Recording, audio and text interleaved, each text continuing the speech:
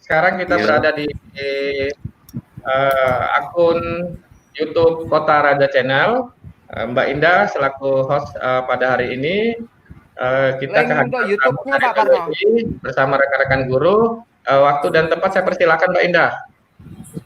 Oke, baik. Terima kasih kepada Bapak Aryan. Selamat sore seluruh penonton yang lagi menikmati Kota Raja Channel. Indah akan menemani selama 90 menit ke depan dari pukul 4 hingga pukul 6.30 nanti, 5.30 nanti. Baik. Di sini Indah akan berbagi materi kita hari ini ada tentang literasi media dan penggerak literasi bersama Ketua PWI Kaltim dan Guru Penggerak Kukar. Tapi sebelum ini memperkenalkan para narasumber, Indah di sini bersama Kim, Kelompok Informasi Masyarakat Wadah Etam Bebaya, dan di mana tayangan ini setiap hari Senin hingga hari Jumat dari pukul 4 hingga pukul 5.30. Jadi bagi penonton semua, para guru, para adik-adik kalian khususnya SMA, SMK, dan MA, terus pantengin stay tune di Kota Raja Channel.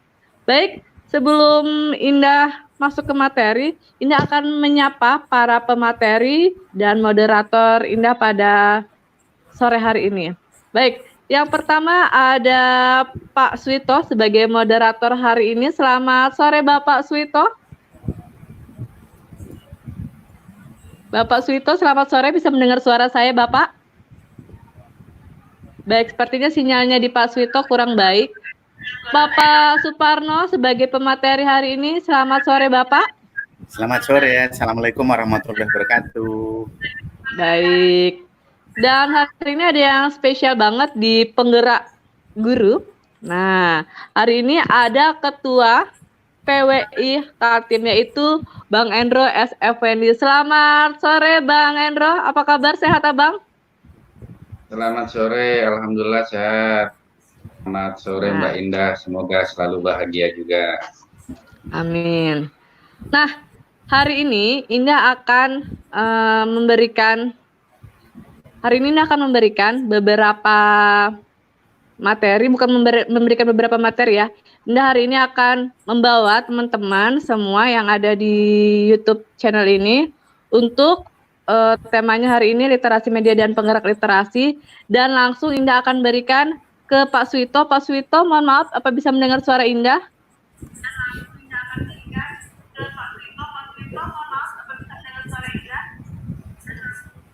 Baik, karena masih treble ya di posisi Pak Suito, Mbak Indah langsung dipandu saja untuk narasumber pada hari ini, baik dari sisi Pak Suparno, Bang Endro maupun Pak Suito. Jadi masuk ke tematik, langsung ke tematik.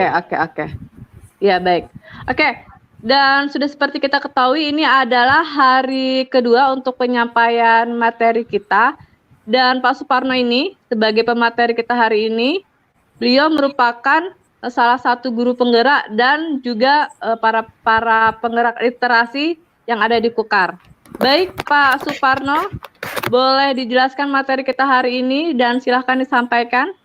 Oke, ini saya menyampaikan dulu apa Mas Hendra dulu ini? Boleh Pak Suparno dulu, nanti dilanjutkan oleh Bang Hendro. Iya. Oke. Assalamualaikum warahmatullahi wabarakatuh, pemirsa channel Kota Raja. Selamat sore, selamat bertemu kembali dengan kami di Guru Penggerak Kutai Kartanegara dalam menghadapi virus COVID-19.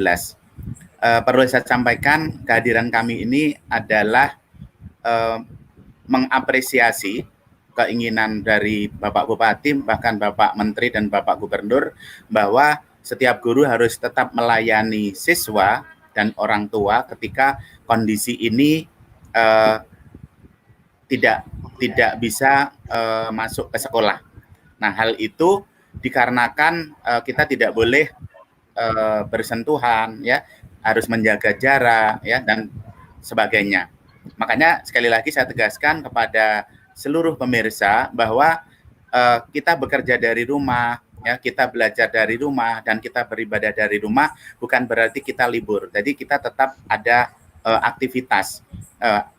adapun sore hari ini kami dari tim penggerak guru ya untuk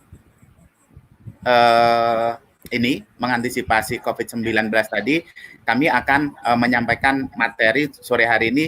Materi saya adalah menjadi guru penggerak atau menjadi penggerak literasi. Ya, karena apa? Terutama di Kaltim, khususnya di Kutai Kartanegara, untuk menjadi penggerak ini agak lamban ya, karena ada pertimbangan-pertimbangan yang mungkin masih apa ya, ditakuti oleh para guru. Padahal terus terang kita sebetulnya sudah memiliki segenap kompetensi yang bisa kita sampaikan ya kepada murid kita, kepada orang tua, bahkan kepada pemirsa. Nah, untuk itu Bapak Ibu saya berpesan jangan takut ya, karena anak-anak kita di rumah menunggu kehadiran kita untuk menyampaikan informasi-informasi yang berkaitan dengan pelajaran anak-anak di rumah. Sehingga ketika anak-anak di rumah, kasihan kalau misalnya mereka sudah di rumah, sudah jenuh, sudah galau dan tidak menerima pelajaran itu. Untuk itu, sore hari ini terutama saya khususkan kepada para guru, terutama di Kutai Kartanegara dan seluruh Indonesia yang mungkin mengikuti channel ini, saya berharap muncullah ya, empatinya muncul, kita bergerak untuk bersama-sama agar COVID-19 ini segera pergi dan kita bisa mengajar siswa kita dengan baik, meskipun dengan cara daring. Oke, pemirsa, saya akan ini sudah muncul Mas Aryan? Sudah. Kalau kita baru berlima nih, tamu yang dari materi saya sudah muncul? Belum. Oh, belum. Oke. Nah, berarti saya harus mungkin dulu. Mbak Indah sebelum masuk ke materi bisa diperkenalkan karena posisi kita sekarang sedang live kepada Bang Hendro, Mbak Indah. Oke, Bang Hendro tadi Pak Suparno bilang ingin menggerakkan para guru di Kukar, apalagi dalam tanda kutip literasi. Nah, Bang Hendro sendiri melihat ini bagaimana, Bang? Ya, silakan, baik. Bang Hendro. Terima kasih Mbak Indah. Ya, ini memang sampai ke depan, apalagi di tengah gempuran teknologi yang makin maju, literasi memang akan selalu menjadi persoalan. Dan seringkali literasi itu selalu dianggap sebagai dengan buku. Jadi kita juga harus melihat literasi itu tidak semata-mata buku yang misalnya textbook seperti ini, maksudnya buku fisik maksudnya. Jadi kita harus melihat literasi ini adalah kegiatan yang bagaimana caranya menulis dan membaca itu menjadi mudah dan itu harus menggunakan teknologi. Kita melihat, mohon maaf, beberapa masih banyak guru yang cara berpikirnya itu harus menerbitkan buku, harus bukunya secara fisik. Ini menurut saya juga perlu juga diberikan pencerahan bahwa tidak harus buku fisik. Nah, hanya ini juga regulasi dari kementerian juga harus ada. Maksudnya begini, saya tahu ketika guru menerbitkan buku itu ada credit point kalau ada bentuk bukunya. Nah, ini ke depan saya kurang tahu, ini mohon informasi juga kalau misalnya ada. Bagaimana kalau guru menerbitkan dalam bentuk e-book, buku digital, credit point-nya bagaimana?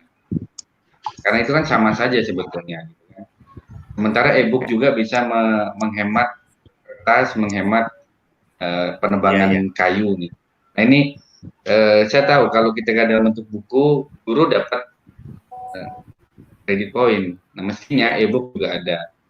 Begitu juga dengan siswa. Siswa ketika dia membuat dalam bentuk e-book atau bahkan dalam bentuk komik, dalam bentuk video YouTube misalnya, menurut saya juga perlu diberikan apresiasi. Jadi kita tidak bisa membawa generasi sekarang itu ditarik mundur, tapi justru kita yang lebih dewasa, yang lebih tua ini, ibaratnya yang para guru ini harus rela mengejar kemajuan itu gitu, sehingga niat literasi digitalnya juga jadi, Kemudian semangat siswa untuk berkarya juga tetap dapat. Begitu juga para guru. Mungkin itu pendapat saya. Oke, berarti memang harus ada pemanfaatan digital dan teknologi tentunya ya Bang ya? Harus. Saya pun misalnya mau tidak mau, dalam kondisi sekarang misalnya, faktanya saat kita dipaksa dengan teknologi seperti saat ini yang kita lakukan, buktinya juga bisa gitu.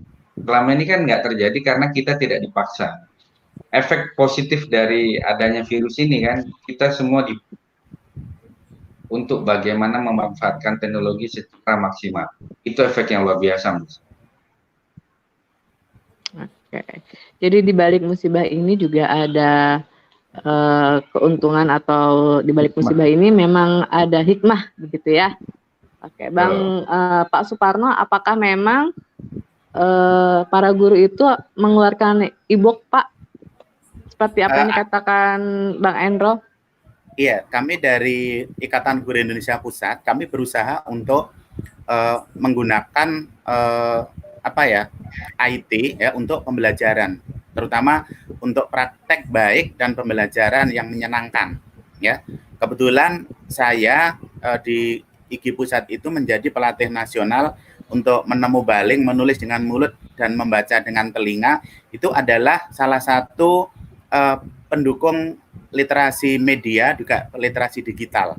Jadi kami akan mengarah ke sana nanti, bahwa teman-teman bisa membuat e-book ya untuk pelajaran yang diampu, atau mungkin karya-karya mereka ya dibuat dalam bentuk e-book yang akan lebih mudah ya, lebih mudah, terus biaya juga bisa diperingan ya, seperti itu. Oke, betul sekali. Baik, Pak Suwito, apakah sudah ada sinyal yang pas di tempatnya, Pak Suwito? Bisa mendengar suara indah? Ya, halo. Oke, bisa ya Pak ya? Ya. Oke, mungkin saya bisa sudah mentransfer untuk jadi moderator, Pak Suwito? Insya Allah sudah. Ini agak putus-putus tapi Pak. Oke. Ya, ini sinyal sudah bagus. Ya, silakan Pak Suparno, mungkin bisa menyampaikan materi, setelah itu nanti kita akan berdiskusi lagi. Silakan Pak Suparno. Iya, Pak Vito, silakan Pak Vito.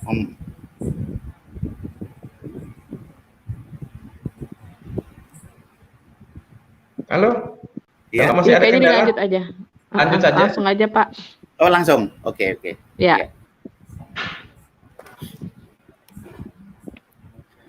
Ya, Assalamualaikum warahmatullahi wabarakatuh. Saya ulangi untuk semua pemirsa di channel Kota Raja, kembali sore hari ini bersama kami ya untuk belajar bersama.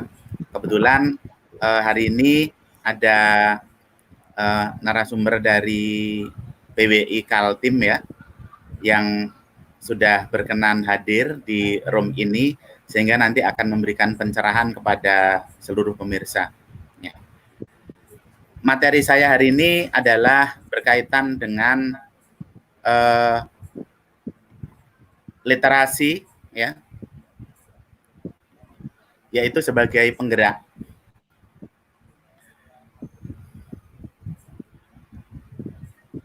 Sudah terlihat ya? Belum tampil di admin. Belum. Lanjut Pak Suparno. Nunggu ya berarti ya.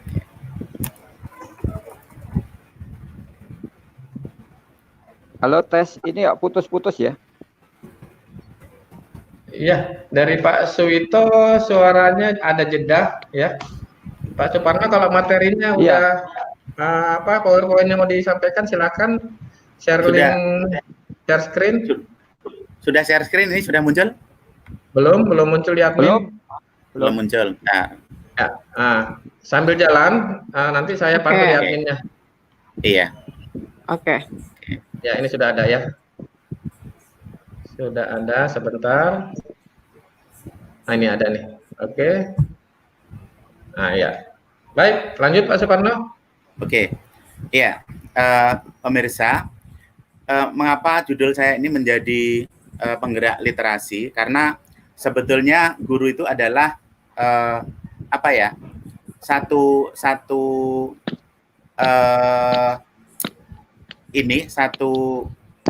penggerak ya. Guru itu sebenarnya penggerak, bukan hanya penggerak kepada siswa, tapi juga menggerakkan kepada masyarakat dan orang tua. Nah, di sini sore hari ini saya mengajak bahwa guru-guru Kutai Kartanegara, guru-guru yang hebat itu pada saat kondisi pandemi COVID-19 ini, kita memang harus bergerak. Kita tidak boleh diam diri, ya, tidak boleh sendiri-sendiri, karena terus terang Bapak Bupati mengatakan bahwa dengan betulungan etam bisa. Nah, di sini ternyata dalam beberapa hari ini betul-betul apa yang kita lakukan ini bisa terrealisasi, ya. Hari pertama kita kehadiran Ibu Hetifah, ya, saya Sarifudian. Beliau adalah anggota DPR RI Komisi 10 yang membidangi pendidikan, ya, dan luar biasa berkenan hadir di channel ini. Yang kedua, hari ini ada Mas Hendro, ya, dari Persatuan Wartawan Indonesia Kalimantan Timur yang juga berkenan hadir. Ini menjadi satu pencerahan untuk kita semuanya, ya, bahwa saya mengajak guru-guru Pukar ini memang betul-betul bersatu, ya, kita bersatu, kita bergerak, ya, untuk meliterasi masyarakat, untuk meliterasi siswa kita, agar apa yang terjadi saat ini memang betul-betul kita pahami. Di depan tadi saya sudah mengatakan bahwa saat ini kita stand di rumah, ya, tapi bukan berarti kita di rumah cuman diam, tapi tetap kita bekerja dari rumah, kita belajar dari rumah, dan kita beribadah juga dari rumah. Itu anjuran pemerintah yang harus kita taati agar kita tidak menjadi penyebar virus itu. Oke, itu yang perlu saya sampaikan, bahwa saat ini kita bukan libur, tapi kita tetap beraktivitas. Sahabat, sebagai pendahuluan, ya, revolusi industri 4.0, ya, dalam bidang pendidikan ini menyangkut berkaitan dengan metode berbasis teknologi atau biasa dengan Internet of Things, ya. Pendidikan, pengajaran, dan pengembangan itu juga yang kita lakukan pada hari ini adalah pembelajaran daring. Sahabat, revolusi industri 4.0 dalam bidang pendidikan ini memang betul-betul harus kita siapkan. Salah satunya adalah kemampuan literasi. Kemampuan literasi saat ini sudah menjadi salah satu pokok, ya, atau salah satu syarat untuk masuk di dunia kerja. Belum lagi nanti kalau kita sudah masuk ke society 5.0. Nah, jadi saat kita revolusi industri 4.0 ini memang betul-betul harus kita persiapkan untuk anak-anak kita, ya, untuk guru-guru kita dan untuk orang tua. Jadi sahabat, untuk revolusi industri 4.0 di bidang pendidikan ini sasarannya adalah guru atau pendidik yang utama, karena nanti pendidik ini juga harus memberi teladan yang baik kepada siswa, ya, dan siswa nanti akan menerima hasilnya yang nanti akan diapresiasi oleh orang tua. Jadi ada guru, ada murid, dan ada orang tua. Ya, ini yang menjadi komponen utama, ya, di sini. Karena nanti setelah itu nanti ada di masyarakat namanya literasi masyarakat. Oke, berikutnya sahabat, literatur penggerak literasi itu yang pertama adalah konsep, ya, konsep dasar literasi atau biasa disebut dengan literasi tradisional. Tadi Mas Indro sudah mengatakan bahwa literasi itu bukan hanya baca tulis, ya, atau bahkan para guru mengatakan ketika di sekolah harus ada literasi, dia seolah literasi itu hanya pada guru bahasa Indonesia, padahal tidak, ya. Literasi itu harus dimiliki oleh semua guru, ya, yang nanti disesuaikan dengan pelajaran yang diampu. Kemampuan membaca dan menulis, membaca tulisan dalam halaman kertas buku, ya, yang disampaikan oleh Kres tahun 2003 dan Van Lauwen 2010. Konsep literasi modern, ya, kemampuan membaca, menulis, menyimak, berbicara, menghitung, berpikir kritis, menginterpretasi, berkomunikasi, mencipta, menggunakan bahan cetak dan tertulis dalam berbagai konteks. Membaca dalam layar tidak hanya melibatkan bahasa, tetapi juga motivated multimedia design. Dalam Lemke 2003, dalam bukunya Kres 2003.i. Perubahan dalam dominasi tulisan dan dominasi gambar, ya, dan perubahan dominasi buku ke layar melahirkan revolusi dalam penggunaan dan dampak literasi dan cara merepresentasikan dan berkomunikasi pada setiap level dan setiap domain.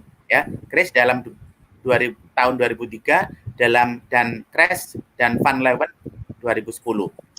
Jenis teks ya seperti yang sudah diajarkan di sekolah karena kurikulum 2013 itu basicnya adalah teks. Ada teks deskripsi, ada teks eksplanasi, ada teks eksposisi, ada teks narasi dan prosedural, termasuk juga laporan dan rekod ya yang ada di bukunya Emilia tahun 2010.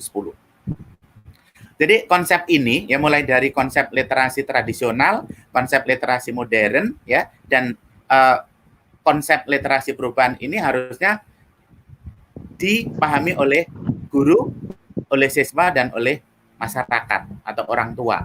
Nah, karena apa? Karena kalau misalnya kita semua sudah paham literasi, insya Allah nanti apa yang menjadi kemampuan kita itu bisa kita aktualisasikan. Sekarang ruang lingkup ya. Ruang lingkup gerakan literasi ya. Ruang lingkup gerakan literasi adalah pengajaran ya, pembelajaran dan pengembangan siswa baik di sekolah maupun di rumah atau di luar. Jadi dari sekolah juga di literasi dikembangkan, di rumah ya dengan orang tua, dengan masyarakat, literasi juga dikembangkan. Maka pelaku gerakan literasi adalah selain guru dengan siswa, juga ada orang tua dengan anak, sehingga terjadi tujuan literasi yang kita inginkan. Termasuk selain dengan orang tua juga dengan masyarakat. Nah, ruang lingkup ini harus kita pahami biar nanti tidak mengimbas ke yang lain, kita lebih fokus ya, seperti itu. Sasarannya adalah yang jelas peserta didik, pendidik, dalam artian di sini adalah guru, yang ketiga adalah masyarakat.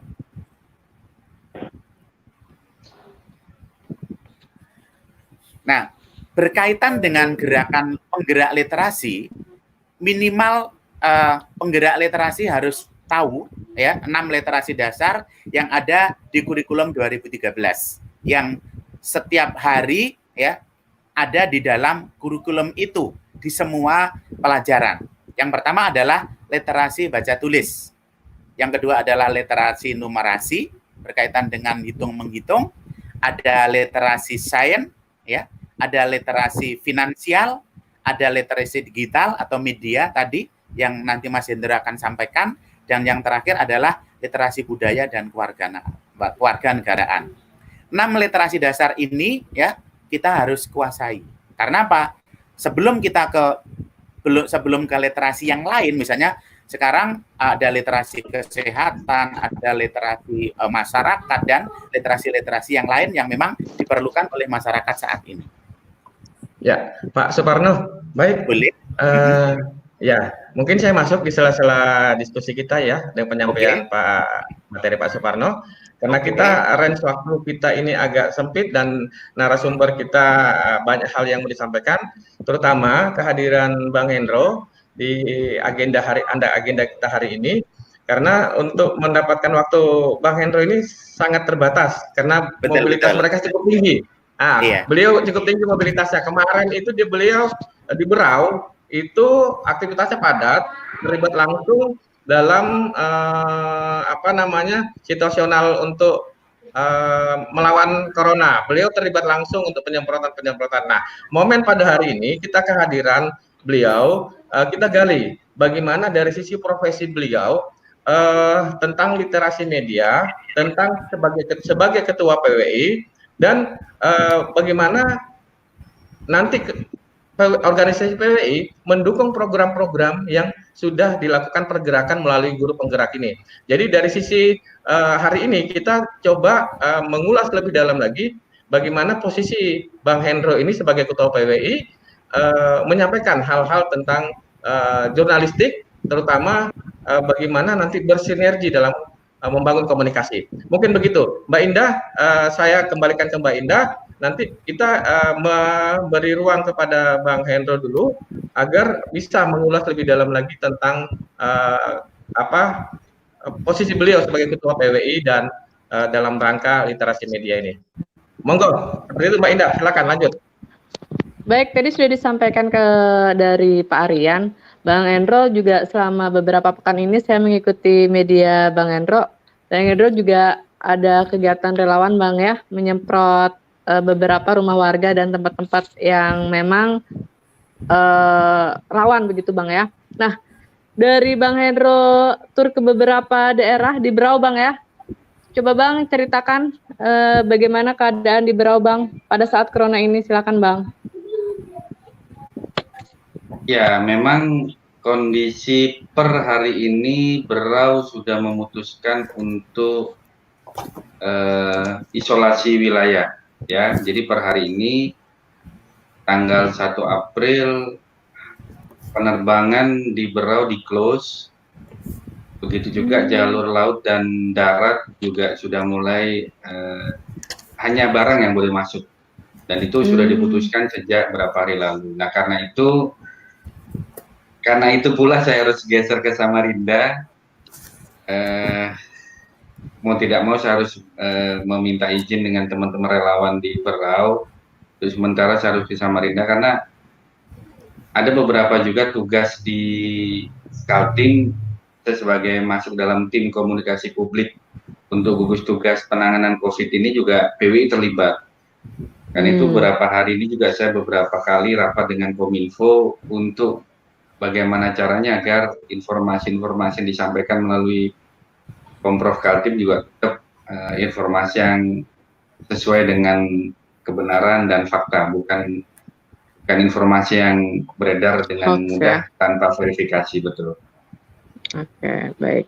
Nah, Bang, sesuai tema kita pada sore hari ini yaitu tentang literasi, tadi sudah disampaikan juga oleh Pak Suparno Gofar, bagaimana menurut pandangan Abang sebagai Ketua PWI ini melihat pergerakan guru penggerak yang dimotori oleh beberapa teman seperti Pak Suwito dan Pak Suparno. Ya, saya mengapresiasi ya.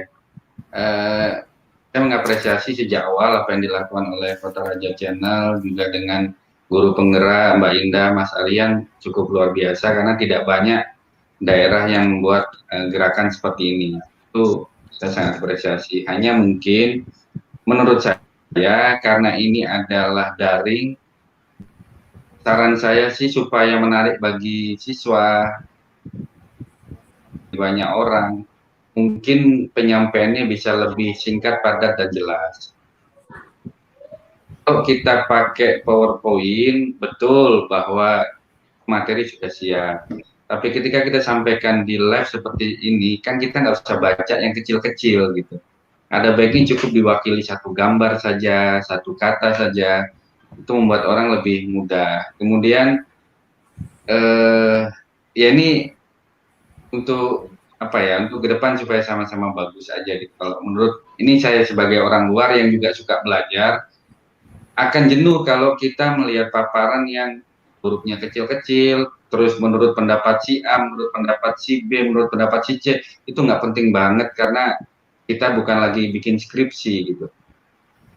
Jadi cukup poin dan cukup apa sih maunya gitu. Itu kalau menurut saya pribadi, karena saya sendiri ketika pernah mengikuti pendidikan yang katakanlah misalnya di kelas besar kemudian terlalu banyak materinya juga tentu kurang nyaman. Kita lebih suka praktek, misalnya begini, bagaimana siswa diminta membuat tulisan atau video pendek, diberikan tugas melalui channel ini, nanti diberikan reward misalnya. Kita siapkan dalam 1 minggu atau 2 minggu ke depan, dari mana kita bisa carikan misalnya dananya, kita berikan reward kepada siapa saja, entah guru entah siswa yang bisa membuat konten misalnya di YouTube minimal 3 menit atau 1 menit yang padat, bahan pembelajaran yang padat, dan itu bisa kita tampilkan. Atau dia bisa menulis di website atau di mana yang disediakan oleh teman-teman, dan itu bisa langsung dibaca. Jadi kita nggak lagi belajar teori lagi, karena teori begini sudah banyak sekali. Tapi bagaimana kita mengajak yang di rumah, ya kan, untuk langsung aja kita tugasin mereka buat apa. Nah, dari situ kita review. Orang lebih cepat belajar kalau kita di-review. Misalnya, oh Orang bagusnya di sini, oh lebihnya di sini. Siapapun itu, saya masih ingat ketika saya nulis satu kata yang salah dan saya push up oleh redaktur saya. Sampai sekarang saya ingat kata apa yang salah saya tulis itu. Karena saya nak kena hukuman push up sampai 15 kali misalnya. Itu lebih nyantol ketimbang teori yang sebanyak ini disampaikan juga secara daring. Dan ingat, saat daring seperti ini, perhatian kita itu nggak fokus ke HP. Perhatian kita itu juga kemana-mana bagi yang nonton ya. Kita lagi perhatian di narasumber, tapi yang lain nontonnya kan sambil ini, sambil itu, nggak akan terlalu fokus kalau materi yang menarik. Itu menurut saya, Mbak Ida. Ya. Oke, baik. Itu tadi sekedar masukan dari Bang Hendro selaku yang bergerak di bidang media begitu, Pak Suparno. Silakan mungkin Pak Suparno. Mbak Indah. Ya, siapa? Indah, karena tematiknya pada hari ini literasi media dengan kehadiran Bang Hendro, mungkin kita bisa lebih gali lebih banyak lagi bagaimana sih peran teman-teman jurnalis dalam pergerakan di literasi media. Mungkin banyak yang perlu tahu tentang dari segi etika jurnalistik, regulasi, dan hal-hal, apalagi dengan situasional sekarang ini. Banyak informasi-informasi yang beredar, banyak masyarakat yang menerima informasi ketika tanpa melihat sumbernya, langsung main share. Nah, mungkin hal-hal begini Mbak Indah yang perlu kita gali, dan bagian dari edukasi dari segmen acara ini. Mungkin itu yang dapat saya sampaikan, Mbak Indah. Mungkin Bang Hendro juga bisa lebih mengulas lagi bagaimana sih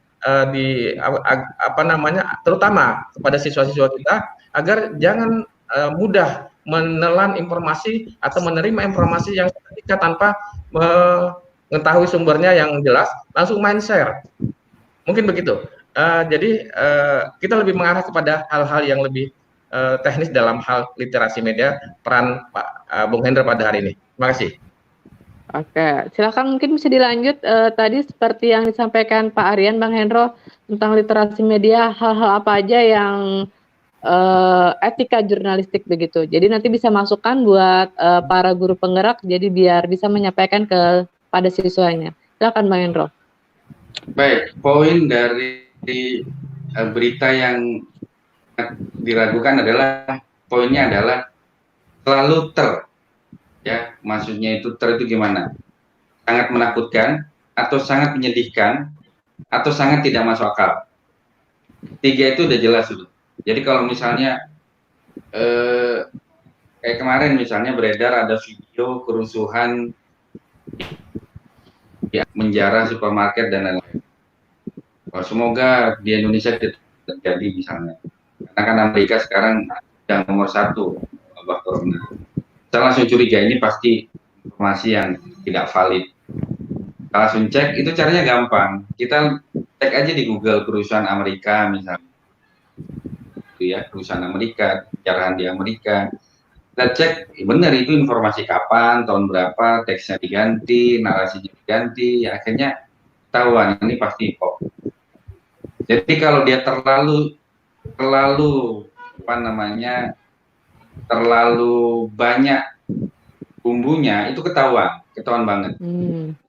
Ya, jadi apalagi ada embel-embel sebarkan, segera share ke keluarga kalau Anda sayang keluarga. Nah, ini kalau di ilmu teknologi pikiran yang saya pelajari, hal-hal begini memang langsung menembus pikiran bawah sadar. Apalagi kalau dikasih embel-embel agama, itu pasti tidak bisa menolak pikiran bawah sadar kita itu.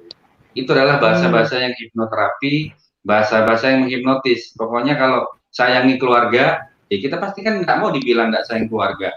Pasti langsung share.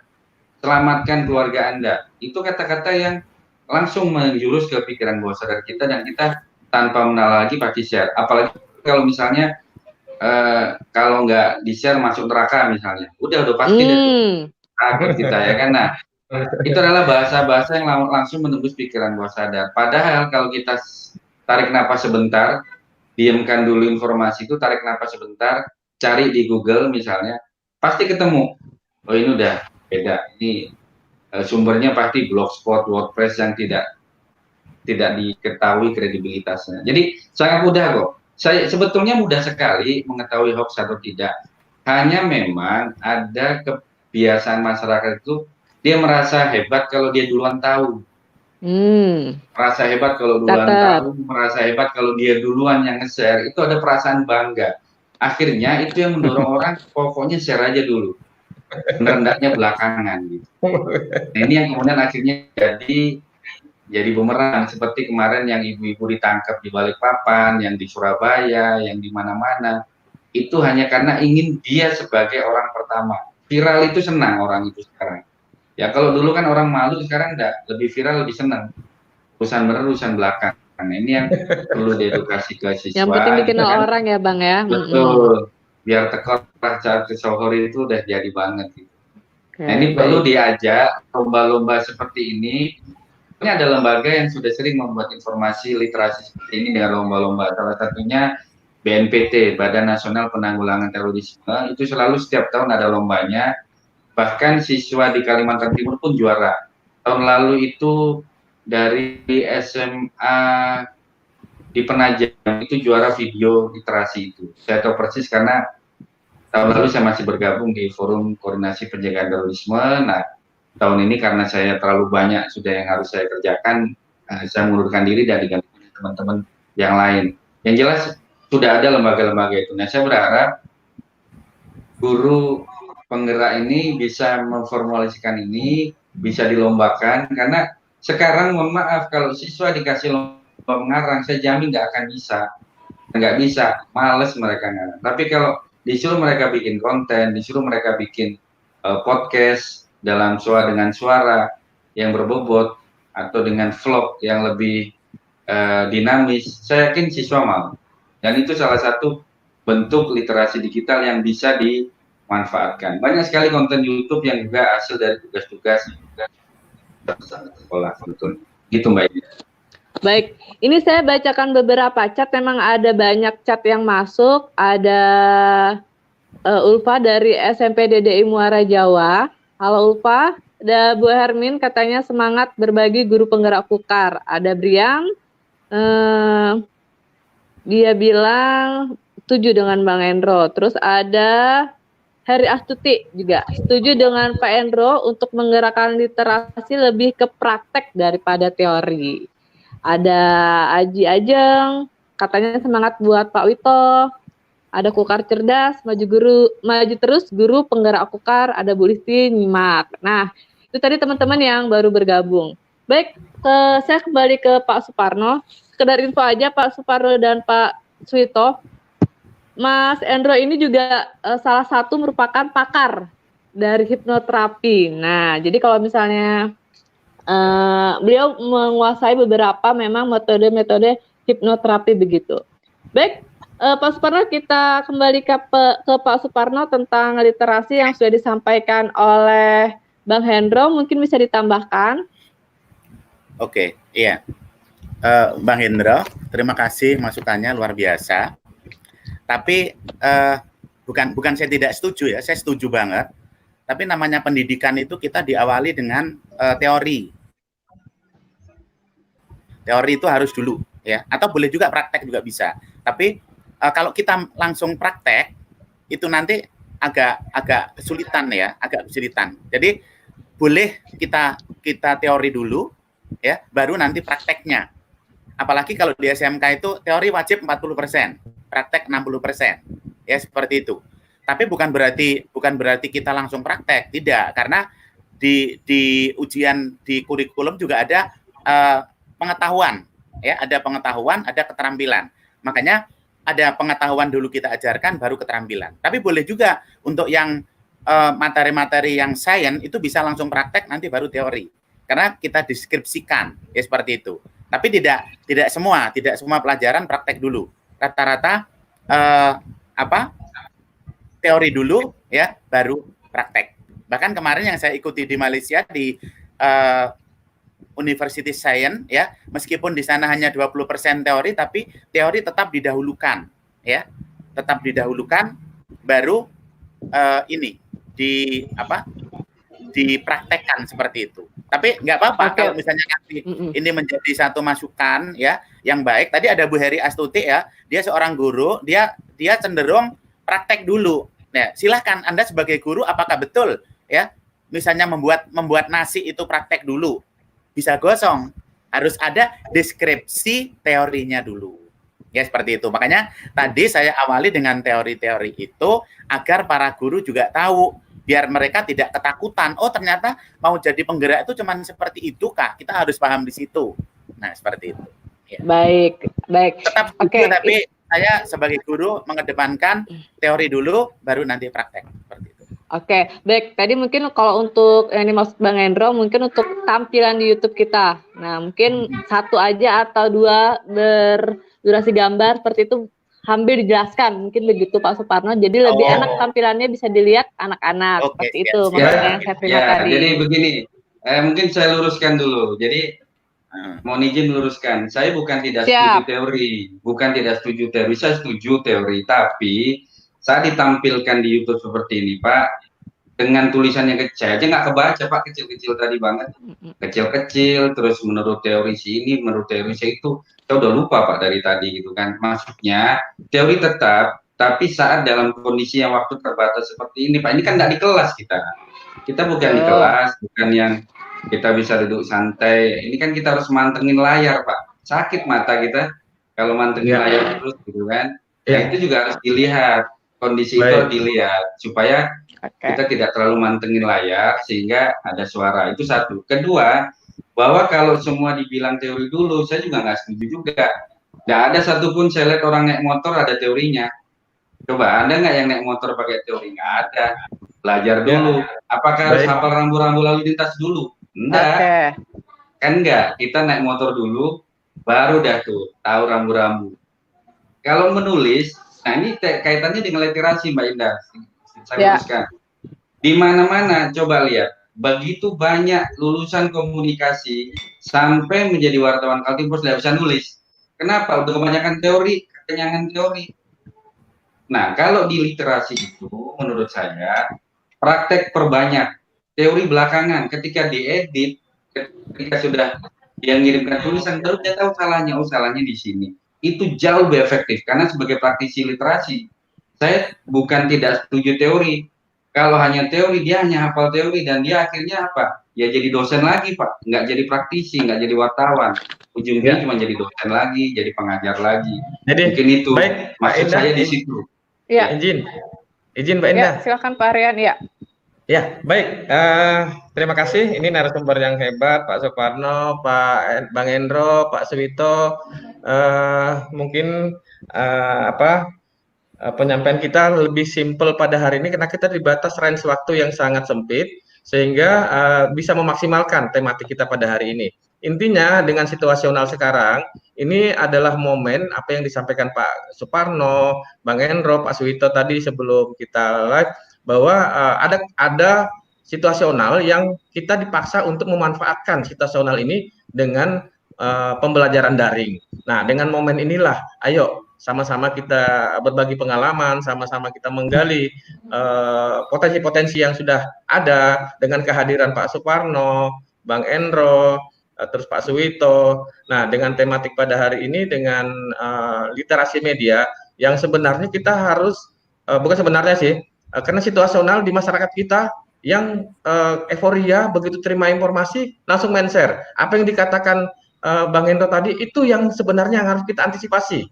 Kita terutama sebagai guru ya, Pak Suwito, Pak Suparno, jangankan guru, kadang-kadang saya pribadi sendiri kalau terima informasi yang masuk ke alam bawah sadar saya dengan ini dengan itu langsung mau main share. Nah, itu pengalaman saya juga. Nah, inilah yang harus kita antisipasi agar anak-anak kita, terutama murid-murid ini, jangan begitu mudah mempercayai informasi yang sumbernya belum diyakini atau belum jelas. Ya. Nah, trik-trik inilah yang harus kita gali, apa yang harus dilakukan oleh masyarakat awam dengan pengalaman Bung Hendro sebagai jurnalistik, apalagi beliau sebagai ketua PWI. Nah, kemudian ini belum berbicara tentang regulasi, dampak-dampak dari regulasi, terus bagaimana wartawan bekerja. Nah, itu Pak Suparno yang perlu kita gali sehingga menjadi bekal guru untuk mengedukasi siswa-siswa, meliterasikan lagi. Mungkin begitu, Mbak Indah. Oke, ini, baik. Jadi kita belum belum bisa masuk. Coba kita ke Pak Suwito nih. Mbak Ya. Indah. Pak Suwito bisa mendengar suara Indah? Belum sepertinya ya. Nah, Pak Suparno, tadi kita kan Bang Endro juga tadi membahas tentang berita-berita yang bagaimana caranya kita tahu berita itu hoax atau bukan, tinggal buka Google, cari beritanya apa, tentang apa, tahun berapa nanti muncul. Nah, Betul. untuk Pak Suparno sendiri, sering terjebak nggak sih di berita-berita hoax gitu, Pak? Sering ya mendapatkan itu sering, tapi tidak percaya karena ketika berita-berita itu memang menyentuh kayak kita empati gitu ya, saya malah berusaha untuk mencari sumber yang betul ya. Jadi saya cari referensi lain, oh ternyata tidak ya, seperti itu. Makanya mungkin Mas Hendra di tulisan-tulisannya mungkin juga sudah mengangkat ya tentang euforia seperti ini, karena orang Indonesia itu kan ya mohon maaf ya, warga kita itu, teman-teman kita itu latah begitu ya, begitu ini langsung cat padahal dong ya, seperti itu. Kita harus cek dan recheck dulu ya, apakah berita itu betul atau salah. Misalnya kita, oh ada berita ini, kita lihat di detik.com, betul apa salah misalnya, atau kita ke portal yang lain, kita cek dulu. Jadi ketika kita mau share, memang betul-betul berita itu ada fakta, ada data, seperti itu. Ya, seperti itu. Bang Endro, Indah mau tanya, biasanya kan di media-media internet kan banyak media-media online yang jelas dan tidak jelas. Itu banyak nggak sih media yang kalau misalnya kita lihat ada berita online, itu entah itu apa sih namanya, benar-benar media portal itu resmi atau tidak resmi. Banyak nggak sih portal-portal media yang gitu yang menjebak? Kan tadi kayak hoax gitu, tapi kita tuh percaya, oh ini dari media ini, tapi kita nggak tahu itu resmi atau tidak. Kita tiba-tiba share aja karena terlihat itu situsnya situs di berita ya. Itu gimana biasanya Bang Endro? Sesuai dengan standar, Dewan Pers itu sudah mengeluarkan aturan, yaitu standar perusahaan pers. Standar perusahaan pers itu minimal ada 4. Ini untuk bisa ketahui, pertama adalah dia bentuknya PT, ya. Kemudian yang kedua, dia wajib mencantumkan alamat redaksinya, ya. Jadi kalau dia tidak ada alamat redaksinya, itu udah abaikan saja, karena dia udah nggak jujur dengan webnya sendiri. Kemudian yang ketiga, selain ada alamat redaksi, juga ada susunan redaksinya. Orangnya siapa, penanggung jawabnya siapa, pasti ada. Tuh. Jadi 3 itu aja dulu tuh bisa kita cek. Ketika misalnya dapat web atau blog gitu ya, cek adakah dia alamat redaksinya, terus dia namanya apa, PT atau apa gitu. Kalau itu udah nggak ada, abaikan saja, karena dia bukan pers, berarti dia adalah media sosial. Anggap aja media sosial dalam bentuk blog atau Facebook atau Twitter gitu. Dan media sosial itu hukumannya lebih berat karena dia menggunakan undang-undang ITE. Jadi kalau kita salah dalam memposting di media sosial, maka jeratan yang muncul nanti adalah undang-undang ITE, bukan undang-undang pers. Kalau undang-undang pers kita dilindungi oleh Dewan Pers, kerjaan kita juga dilindungi oleh undang-undang pers, sehingga lebih aman wartawannya sebetulnya. Tapi wartawan aman ini bukan sembarangan, dia sudah ngerti cara kerja yang baik. Jadi kalau misalnya buka web tidak ada alamat redaksinya, tidak ada alamat susunan redaksinya, bahkan tidak mencantumkan nama penanggung jawabnya, itu jelas bukan media yang sesuai standar Dewan Pers, bisa diabaikan. Oke. Jadi kita sudah lihat. Ini saya tambah ingat. Sekarang ini banyak, ini untungnya corona gitu. Sebelum ini tuh banyak sekali wartawan yang datang ke sekolah-sekolah, terutama ke kepala sekolah, karena ada dana BOS, baik BOSDA maupun BOSNAS. Ini menarik. Ya. Nah, seringkali wartawan nakut-nakutin, walaupun memang saya tahu, memang banyak juga memang kepala sekolah yang oknum kepala sekolah yang ya begitu, kita tahu lah, karena dana cukup besar, beli barang, beli ini itu, selisihnya ya masuk kantong kepala sekolah, kita tahu juga. Cuman untuk tahu wartawan yang datang ini benar-benar wartawan atau tidak, itu bisa dicek di kartu uji kompetensi wartawannya. Jadi wartawan itu punya uji kompetensi, kalau dia betul-betul wartawan, dia bisa dicek namanya di situs Dewan Pers. Namanya itu pasti ada. Kalau enggak itu bisa ditolak. Jadi Bapak Ibu guru, kepala sekolah, kalau didatangi wartawan, minta aja punya kartu uji kompetensi enggak? Kartu kompetensinya ada enggak? Kalau enggak ada, saya nggak mau, nggak apa-apa. Itu hak Anda untuk menolak cara dengan wartawan yang belum kompeten, sama kayak guru ada uji kompetensi guru. Seperti itu Mbak Indah. Oke, jadi kalau ada, ini jadi pelajaran juga ya buat teman-teman guru, kalau misalnya sekolahnya didatangi wartawan, wajib tanya uji kompetensi wartawannya. Nah, oke. Pak Suito, saya lihat tadi di percakapan ini banyak siswa-siswa SMA 2 Tenggarong, SMA-nya anak muridnya Pak Suito nih. Boleh disapa dulu kayaknya Pak Suito ini? Iya. Oh iya, ini ada Mas Wid ini kawan dari SMA, kawan seprofesi juga ini, penggerak dari PAUD SD ini. Mas Wid, ya. Mas Wid baru masuk, mungkin ada masukan nanti. Katanya. Ya, G. Saya ingin bertanya kepada Mas Indro, Mbak Indro. Oh iya, silakan Pak. Ini, Mas Indro. Mas Indro ini di dalam pembelajaran ya ini untuk siswa biar anak-anakku juga yang live ini bisa mendengar juga. Di dalam pembelajaran bahasa Indonesia khususnya di situ tercantumkan cara menulis berita. Dan juga apakah mungkin masih berlaku atau tidak, ini juga biasanya menulis berita itu menggunakan teori 5W1H. Mohon nanti dijelaskan biar dari anak-anakku yang ikut live ini bisa menambahkan ilmu, karena di situ salah satunya ada di penulisan berita di bahasa Indonesia. Yang sering saya lakukan juga saya melatih anak-anak untuk mempraktikkan itu ya berlaku untuk menulis 5W1H. Apalagi di sekarang apa yang disampaikan oleh Pak Suparno tadi dalam pembelajaran kurikulum 13 ini ada beberapa jenis tag, jadi salah satunya tag editorial. Jadi anak-anak ini masih awam sekali tag editorial. Namun saya juga sudah menjelaskan juga ya, tag editorial itu terutama dibuat oleh siapa? Oleh redaksi. Intinya begitu. Jadi saya sering mempraktekkan untuk menulis tugas anak-anak itu seperti itu. Dan salah satunya juga sering saya menganalisis tentang kebahasaan, saya suruh mencari koran dan sebagainya, terus penulisannya melalui kata sesuai kata baku atau tidak dan sebagainya. Dan kami mohon juga nanti juga di dalam penulisan berita itu apakah harus penulisannya baku dan sebagainya. Ini sebagai tambahan supaya ini kelihatannya anak-anakku SMA 2 ini juga banyak yang menyimak. Mungkin Mas Hendro itu sementara. Terima kasih. Oke, silakan Mas Hendro langsung dijawab. Baik, terima kasih Pak. Jadi memang untuk teori menulis berita itu secara teori, karena kembali ke teori di awal, itu tetap 5W1H.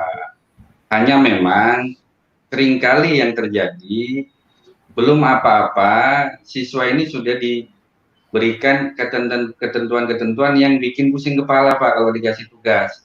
Misalnya diketik, garis kanannya 4 cm, atas 4 cm, kiri 2 cm. Dia cuma bingung ini mau ngarang atau mau nukang gitu kan Pak. Nah, itu yang sering kali. Jadi saya kalau memberikan pelatihan jurnalistik di sekolah-sekolah, saya tekankan mereka, udah tulis dulu. Cara nulis paling gampang gimana? Ceritakan dari tadi pagi bangun tidur sampai sekolah. Apa yang kamu lihat, apa yang kamu rasakan, apa yang kamu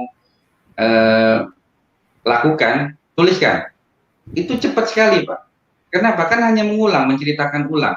Dituangkan dulu kalau ya. sudah kita ceritakan ulang, lagi-lagi kenapa harus praktek dulu, baru kita kasih tahu ini kurang waktunya, ini kurang tanggalnya, ini kurang ininya, itu langsung nyantol Pak.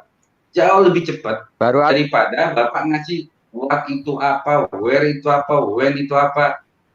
Udah Pak, udah nyesek duluan ya Pak. Makanya kenapa pelajaran bahasa Indonesia itu sangat tidak menyenangkan, karena cara penyampaiannya tidak menyenangkan menurut saya gitu.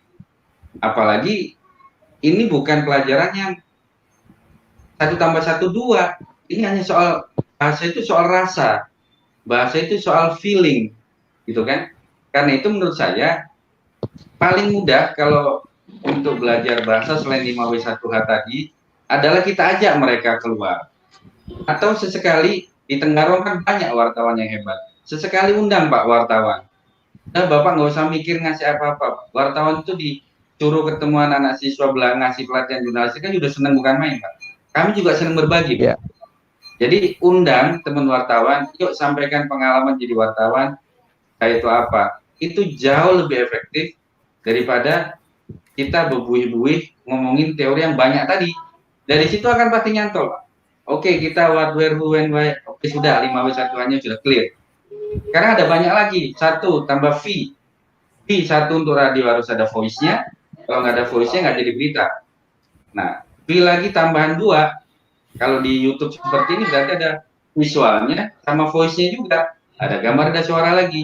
Hanya itu aja Pak tambahannya. Kalau misalnya mau diberikan kepada siswa. Barulah nanti mereka ketika disuruh untuk mengarang atau apa, mari kita ajak mereka, Pak, dan kirimkan karyanya ke media-media opini yang terbuka lebar.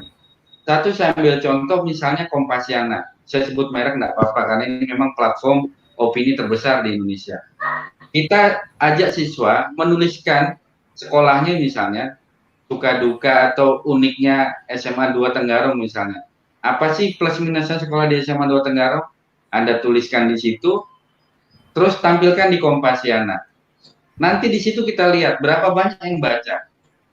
Dan kita lombakan, siapa siswa yang pembacanya terbanyak, misalnya kita beri dia reward apa dan apa. Ya sekedar coklat 1 batang pun senang kok anak-anak menurut saya gitu.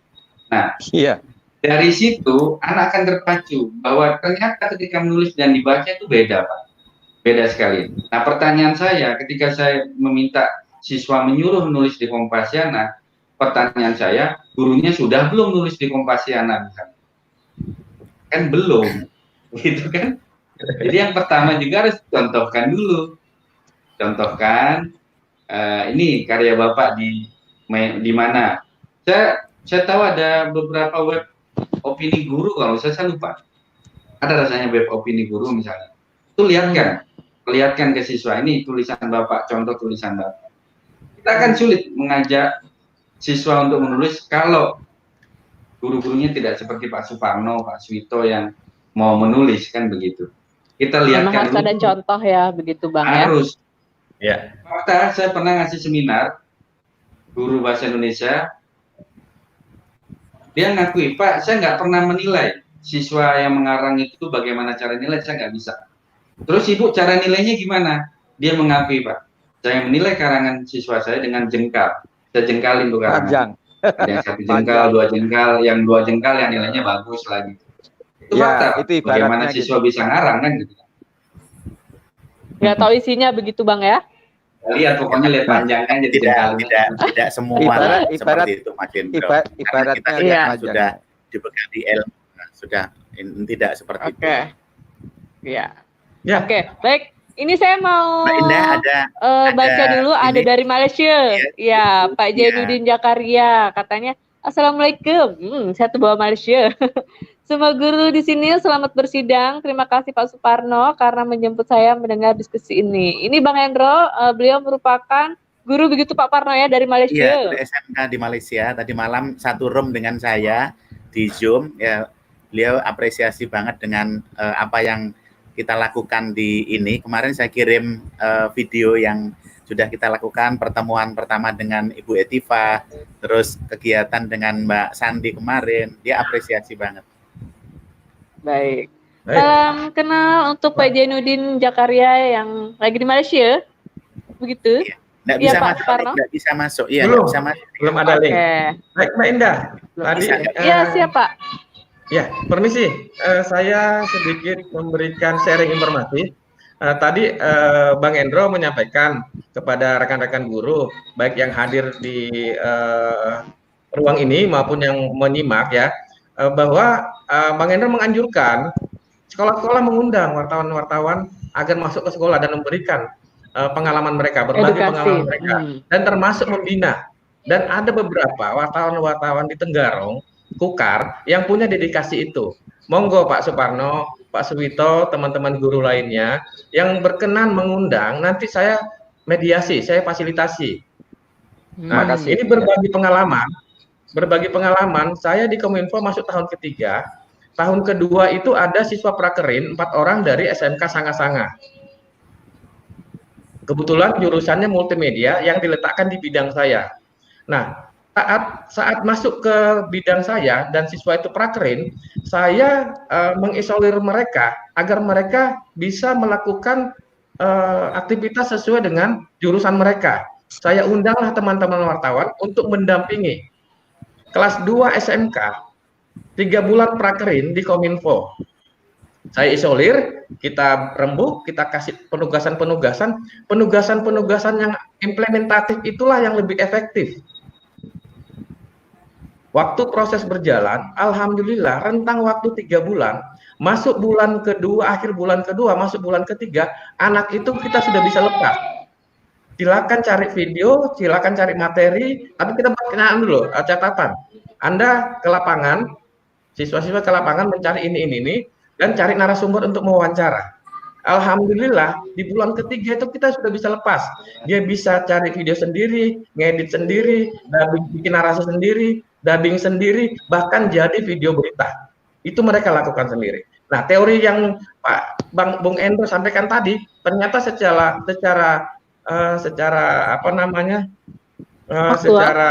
praktek ya kami implementasikan secara spontanitas. Itu lebih mengena. Nah, di tahun kemarin itu ada 2 orang siswa SMK 2 prakerin lagi tempat kami. Kami terapkan metode itu.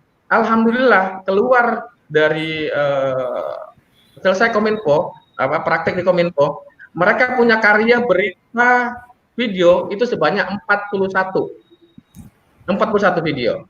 Yang kalau di Sanga-Sanga itu siswanya 4 orang, itu hebat lagi. Masing-masing siswa bisa berperan sebagai host dan presenter untuk meliput suatu tematik yang kami tugaskan.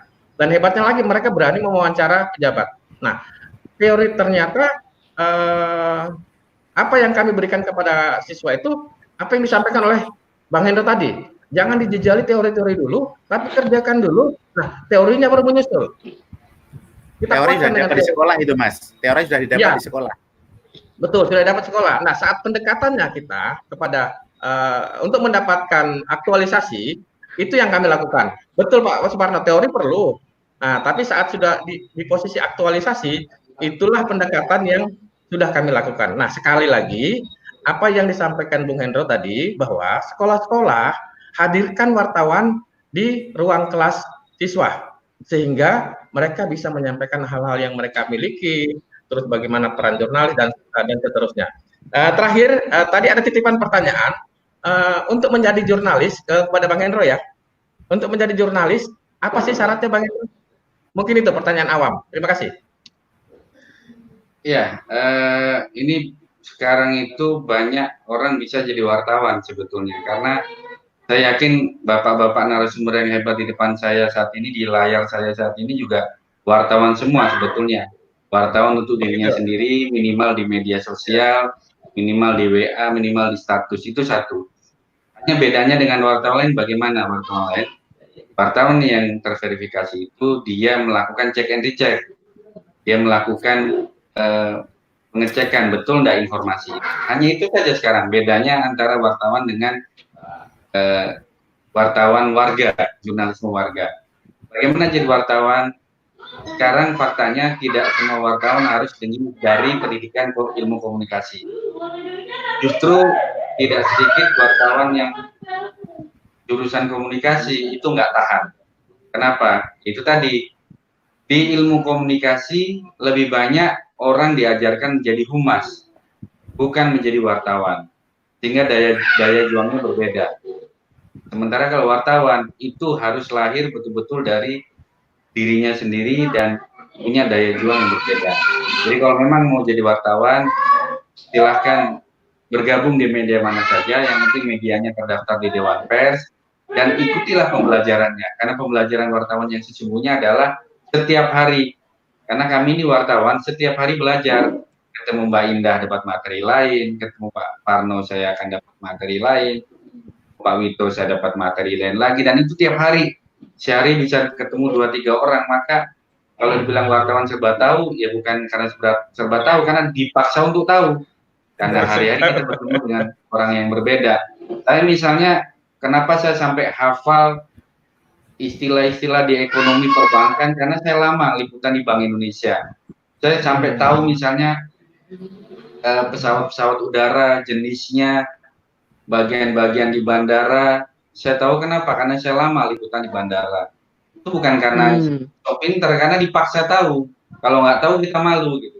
Sehingga ada istilah-istilah yang mau nggak mau kita belajar. Misalnya kita taunya pesawatnya RON di mana. Kalau orang awam, RON itu apaan? Pesawatnya nginep di mana? Itu RON. Remain overnight misalnya. Atau kalau kita ketemu di Bank Indonesia, Pak, DPK kita berapa? LDR kita berapa? Kalau anak ABG dengar LDR pasti long distance relationship kan gitu. Padahal maksudnya loan to deposit ratio kan gitu kan. Nah, itu kan yang berbeda. Nah, ini belajar yang ini yang tidak mudah dilalui oleh wartawan. Banyak wartawan terpental di tengah jalan karena tidak sanggup, dia harus belajar setiap saat, setiap hari. Jadi Pak Rianto kembali silahkan kalau menjadi wartawan bergabung. Ada banyak sekali teman-teman yang membuka lowongan, lalu ada, dan seleksinya juga mau tidak mau harus seleksi alam. Oke, baik, terima kasih. Itu tadi syarat untuk menjadi wartawan. Mungkin adik-adik yang menyimak bisa belajar dari sekarang, belajar dari mana aja. Yang penting intinya niat Bang ya, mau. Dan dipaksa harus tahu apapun itu, tergantung situasinya. Baik, ini saya mau membacakan komentar dari Bu Listi. Bu Listi ini adalah orang Dinas Pendidikan. Beliau bilang, gerakan literasi sekolah adalah upaya meningkatkan kemampuan membaca dan itu mendesak bagi peserta didik, penting bagi generasi kita untuk memulai banyak membaca buku agar kemampuan literasinya meningkat.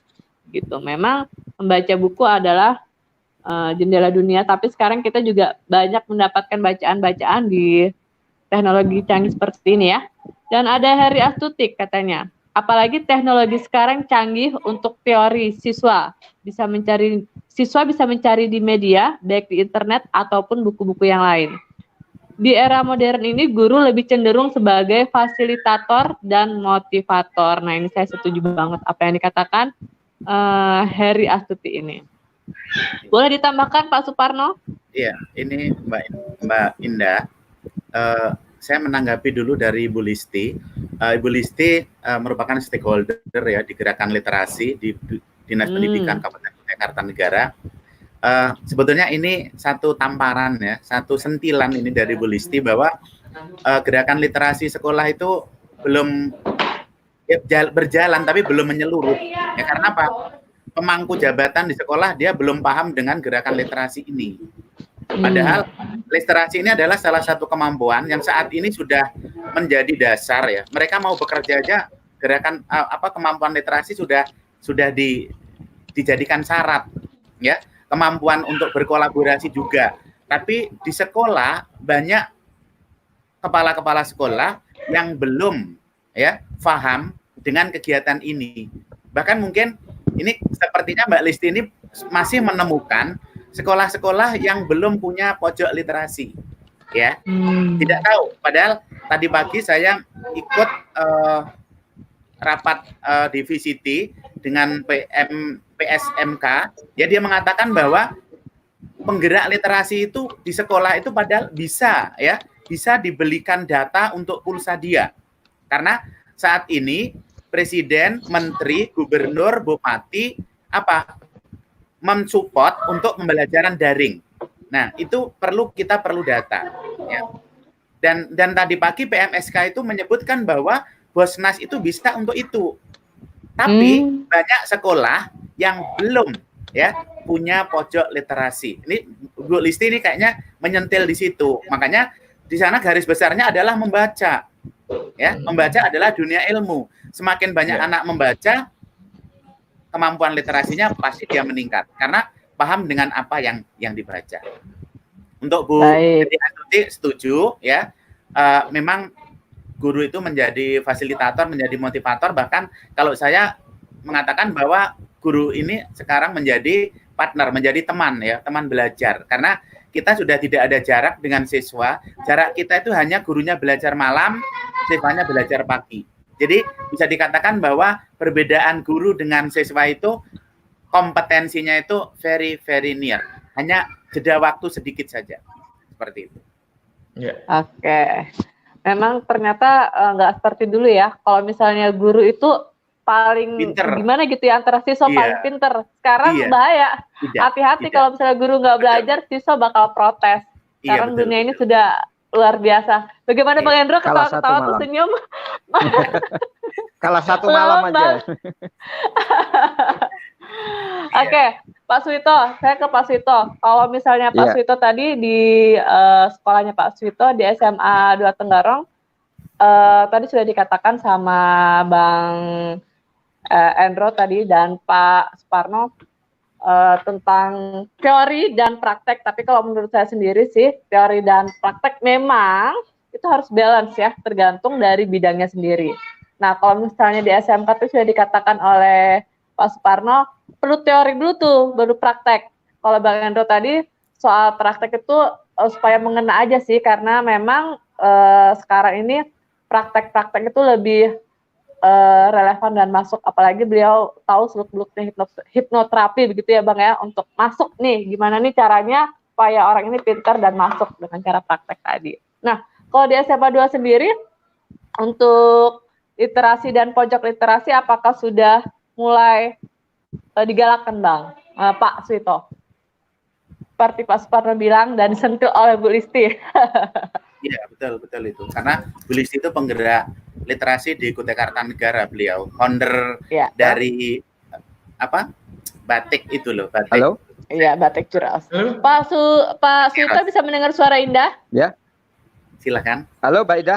Ya, silakan Pak Suwito. Silakan. Aduh, putus. Putus. Kedengaran. Baik, sambil menunggu Pak Indah ke ini Pak Suwito ya.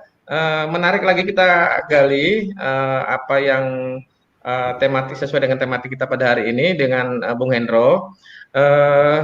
Tadi Bung Hendro sudah menjelaskan bahwa guru agar bisa menghadirkan wartawan di depan kelas. Mungkin ada kiat-kiat lain Bung Hendro, bagaimana pendekatan-pendekatan itu bisa dilakukan? Ya. Jadi beberapa waktu lalu saya pernah diundang di SMA 6 Labanan, itu di Berau. Jaraknya kira-kira dari kota Tanjung Redep itu ya hampir kayak Samarinda Tenggarong lah. Hampir setengah jam lebih perjalanan dari Tanjung Redep ke Labanan. Mereka pernah buat, difasilitasi oleh Kepala Kampung Labanan Makmur dengan dana desa, itu membuat tim jurnalis sekolah. Itu selama 3 hari, Pak. Jadi kita ajarin mereka. Nah, outputnya sekarang di Kampung Labanan Makmur itu beberapa siswa itu aktif membuat konten di Instagram, misalnya di YouTube, dan jangan heran kalau ada beberapa YouTuber yang followernya bahkan ratusan ribu itu ada dari Labanan gitu. Mereka sudah paham betul bagaimana walaupun berada di misalnya di kampung, tapi mereka memanfaatkan teknologi itu yang menjadi penghasilan mereka. Kan ada satu tukang bakso di sana berhenti Pak jualan bakso jadi YouTuber aja dia udah. Nah, seperti itu. Luar biasa. Iya, itu dari YouTube aja udah 15 juta per bulan sampai 20 juta per bulan.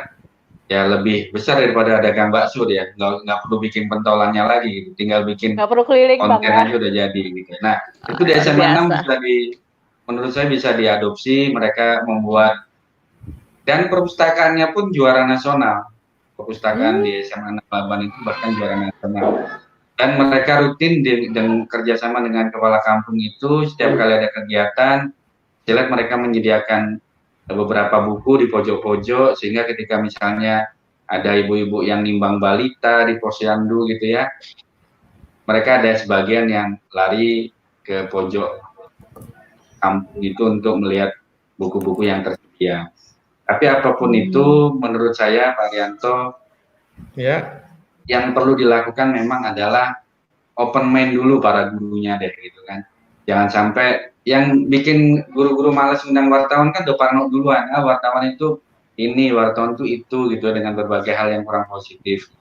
Ya karena tidak kenal maka tidak tahu gitu kan. Betul itu Mas Indro. Itu Bisa. yang sebetulnya dialami oleh para guru ya untuk mengundang para wartawan.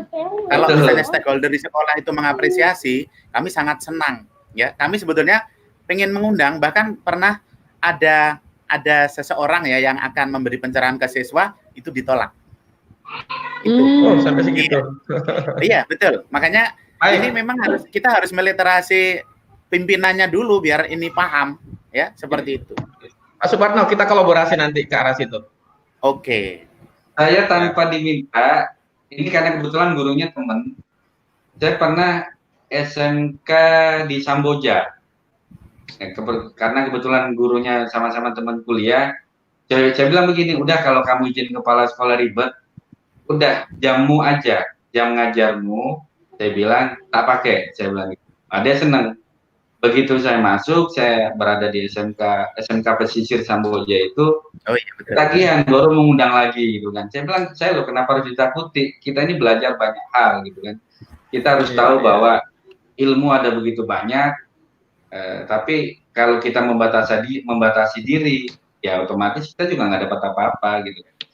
Saya di Muara Badak juga beberapa kali ngisi di sana. Jadi ya Nawaitu saya juga mungkin sama dengan Pak Arianto yang luar biasa. Saya tahu betul sosok Pak Arianto yang nggak harus nunggu berlimpah rezeki, tapi beliau mau berkorban untuk ini dan itu. Saya tahu persis itu.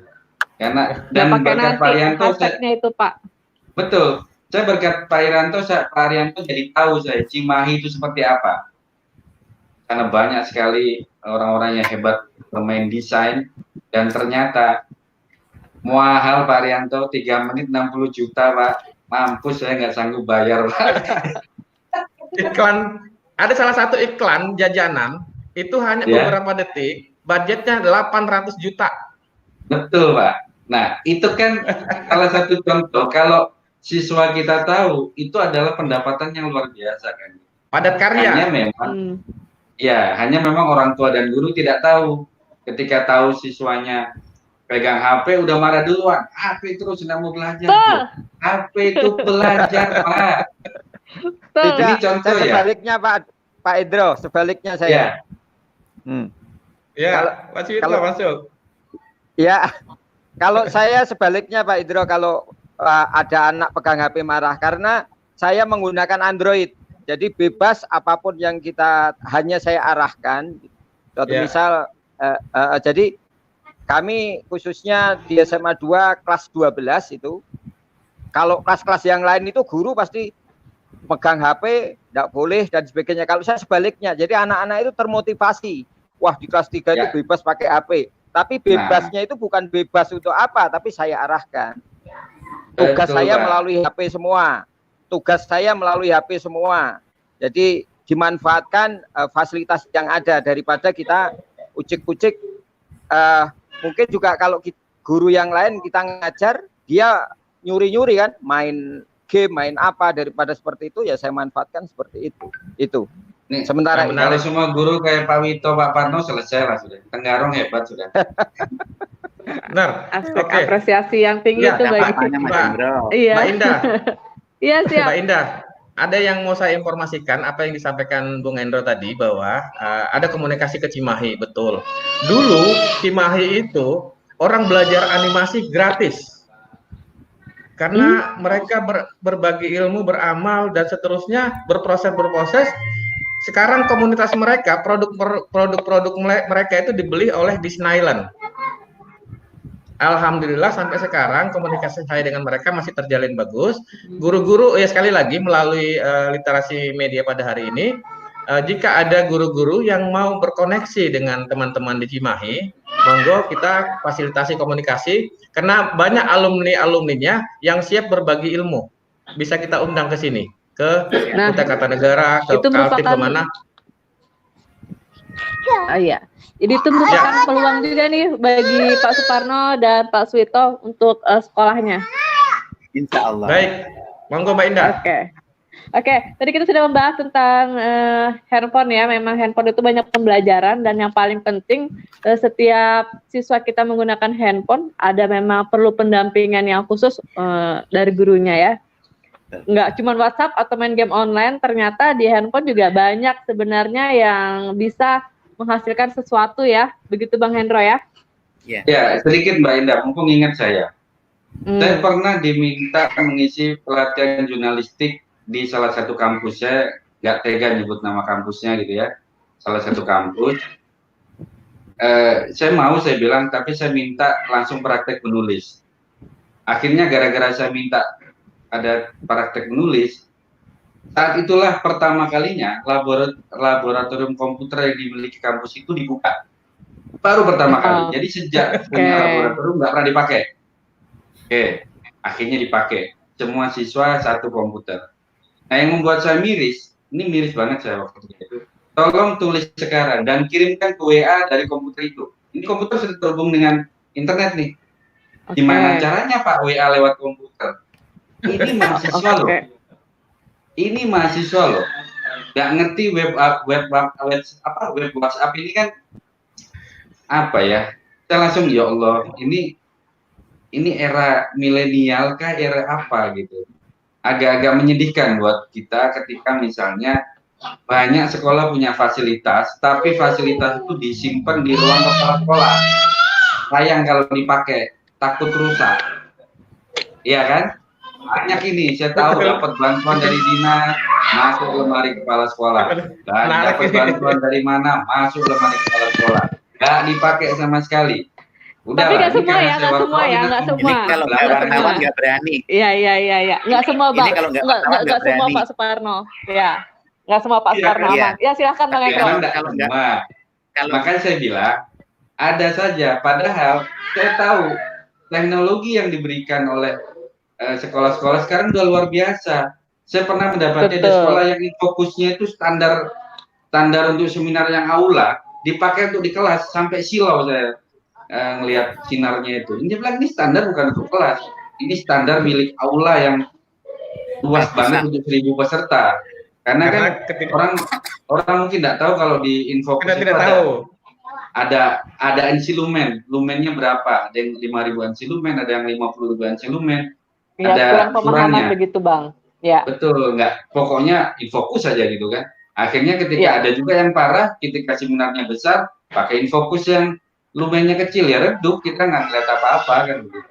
Nah ini menurut saya, ya betul kata Pak Parno tadi, kalau kepala sekolahnya masih kepala sekolah titipan, si A, si B, karena dekat sama bupati, karena dekat sama kepala dinas jadi kepala sekolah, Allah alam saya. Siswa yang jadi korban itu wartawan banyak kepala sekolah yang kalau gurunya nggak berani Mas Hendro. Iya makanya saya harus ngomong Pak. Bener. Saya harus mewakili guru-guru. Betul. Saya jujur Pak, saya pernah masuk di SMA. Saya bicara di salah satu SMA. Saya juga nggak mungkin sebut nama SMA-nya. Baru saya kasih tahu bagaimana berbicara yang baik, berbicara yang positif. Ini udah siswa udah seneng nih, happy. Kita ngelepasin balon, kepala sekolahnya nyeletuk. Wah itu balonmu nggak terbang, kamu keberatan dosa. Ya Allah, kepala sekolah ngomong gini, bingung saya. Baru aja kita kasih seminar, belum selesai saya ngasih seminar ya. Udah nyeletuk siswanya dibully. Itu omongannya itu sudah. Oke. Kok gini baik, jadi kepala sekolah ya gitu. Oke, baik Bang Hendro, Pak Suparno, Pak Wito, saya cut dulu. Ternyata hampir 90 menit Bapak-bapak semua menemani Kota Raja Channel, tidak terasa begitu ya diskusi kita pada sore hari ini. Intinya memang penting sekali literasi media, apalagi kalau misalnya kayak Bang Hendro mungkin bisa diundang dan menangkap peluang lagi nih buat sekolah-sekolah yang ada di Kukar untuk bisa bagaimana sih caranya? Tadi seperti Bang Hendro bilang menggunakan komputer tanda kutip. Bagaimana caranya untuk menulis yang baik dan benar dan seterusnya begitu. Baik, sebelum saya tutup diskusi kita pada sore hari ini, saya akan meminta closing statement seperti biasa untuk para narasumber yang hadir pada sore hari ini. Silakan dimulai dari Pak Wito, Pak Suparno, dan Bang Hendro. Silakan Pak Suwito. Oke, terima kasih. Agak seru sekali, ini juga ada bukan pro kontra, bukan, tapi menyatukan persepsi. Betul. Bahwa Mas dengan kawan-kawan ini menyatukan persepsi. Sedangkan kami dari guru-guru juga dapat ilmu yang banyak dengan Mas Hendro, dan juga pada dasarnya kedua narasumber ini ya sama, sebenarnya kita tujuannya sama. Teori dan praktik bidangnya masing-masing. Hanya saja seperti saat sekarang ini kita harus mengedepankan praktik gitu. Teori pasti ada. Karena anak-anak bisa praktik, sudah diberi praktik itu otomatis juga di sekolah dan sebagainya sudah mendapatkan teori-teori ya, walaupun belum maksimal. Jadi saya setuju sekali juga, dan juga seperti saya juga pernah mengalami juga memberikan anak-anak karena bosan saya jelaskan. Suatu misal kita mengajar tentang tag prosedur, jadi saya hanya memfoto atau menampilkan foto atau video tentang bencana alam, tentang apa, baru langsung disuruh mendeskripsikan. Itu saja salah satunya itu, karena untuk menghindari membosankan pembelajaran. Karena saat ini sudah tidak sewajarnya kalau kita belajar dengan berceramah, itu saja. Jadi terima kasih Bang Indra. Jadi Bang Indro juga masukan-masukan dan juga ilmu yang ini juga akan insya Allah nanti kita bisa berkolaborasi ya. Terima kasih. Oke, terima kasih. Itu tadi closing statement dari Guru SMA 2 Tenggarong, Pak Suwito. Singkat saja Pak Suparno Gofar, silahkan. Iya, yang pertama saya terima kasih pada Mas Hendro yang sudah mengajarkan integritas ya ini untuk kita bersama, karena kami sebagai pelatih nasional ya, semua guru berintegritas kerjasama dengan KPK, belum berani tadi ya mengatakan bahwa seperti ini meskipun saya ada di depan mata, tapi mudah-mudahan semua pendengar channel Kota Raja ini apa yang dikatakan oleh wartawan itu betul, karena kalau wartawan itu nanti membuat berita yang salah ya, tidak sesuai dengan fakta, itu nanti di belakang dosanya akan numpuk seperti itu. Tapi apa yang dikatakan tadi memang betul ya, itu seperti itu adanya. Closing statement saya untuk semua pendengar, kita tetap waspada dan tetap menjaga kesehatan ya. Hal-hal kecil yang kita lakukan saat ini ya akan menjadi sesuatu yang besar ya, yang hari ini kita rasakan bersama. Tiba-tiba kita kedatangan Ketua PBI Kaltim, tiba-tiba kita kedatangan di room Komisi 10 DPR RI, itu adalah hal-hal kecil yang sudah kita laksanakan kemarin-kemarin. Hal besar inilah kesimpulannya. Untuk semuanya, untuk penggerak literasi, untuk guru penggerak pandemi COVID-19, tetap semangat ya, tetap menjaga kesehatan, tetap semangat untuk menjadi lebih baik setiap hari. Terima kasih dari saya. Assalamualaikum warahmatullahi wabarakatuh. Terima kasih Pak Suparno Gofar, salah satu guru berprestasi yang dipunya oleh Kutai Kartanegara. Selanjutnya Bang Hendro selaku Ketua Persatuan Wartawan Indonesia Kalimantan Timur. Silakan Bang. Ya, yang pertama saya ingin sampaikan ke guru penggerak, terlalu saya berbuat, lebih baik salah dalam berbuat daripada diem tapi nggak berbuat apa-apa. Kan? Yang kedua, saya ingin tutup dengan pantun. Kalau sudah punya mawar merah, jangan lagi mencari mawar putih. Kalau ingin anak-anak betah di sekolah, mari ajarkan mereka dengan penuh cinta kasih. Terima kasih. Wassalamualaikum warahmatullahi wabarakatuh. Luar biasa closingnya Pak Bang Hendro. Iya Pak Aryan, siap. Silakan. Ya, baik. Pertama, kami sebagai pengelola channel ini mengucapkan terima kasih yang tak terhingga kepada narasumber. terutama kepada Mbak Indah yang sudah memandu acara ini. Dengan tematik kita hari ini, saya berharap tidak stop di sini saja. Tadi Bang Hendro sudah menawarkan, ayo sekolah-sekolah hadirkan para jurnalis-jurnalis di hadapan siswa-siswa di kelas. Intinya kami siap memfasilitasi, kami siap berkomunikasi dan berkolaborasi. Kemudian kepada rekan-rekan atau siapapun yang menyaksikan Kota Raja Channel ini, manfaatkan media ini sebagai media komunikasi kita untuk terus berkembang dan maju bersama. Begitu, terima kasih.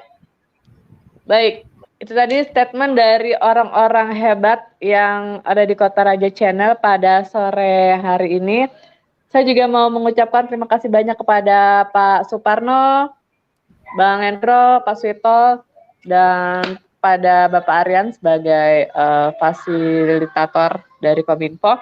Dan ini juga sudah tidak terasa ya, kita semua menemani pemirsa yang ada di YouTube Kota Raja Channel sudah hampir 90 menit ditemani oleh kita semua dan ditonton oleh para pemirsa. Indah sebagai host pada sore hari ini memohon maaf jika ada salah-salah kata dari Indah, karena Indah hanya manusia biasa, banyak kurang dan lebihnya mohon dimaafkan. Dan untuk pada para narasumber hari ini, terima kasih atas kemunculannya hari ini.